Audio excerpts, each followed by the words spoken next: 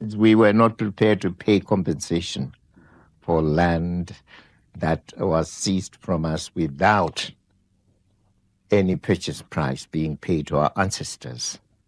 So it was the obligation of the British to find money and compensate their kith and kin who were owners, legal owners of our land. We refused completely to carry that burden. America was prepared to fund the land reform program. And if our funds and those of Britain were put together, you would have an adequate fund. That is what happened and at Lancaster, and this is how the deadlock was broken. Naturally, of course, nothing was written in detail about what had transpired, but we took for granted that everyone was a gentleman, and what they had said would be realized in practice. And that's how we proceeded. You see, this is how the British do it, sly and cunning and undependable in the extreme.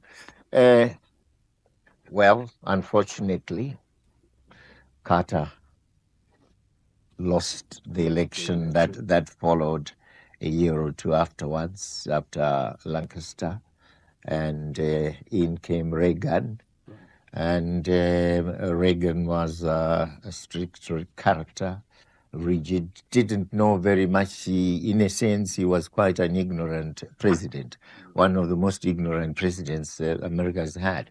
Because each time he spoke to you, and I happened to have been invited by him, unless he had got the information on his cards in advance, and he could read the card and answer you.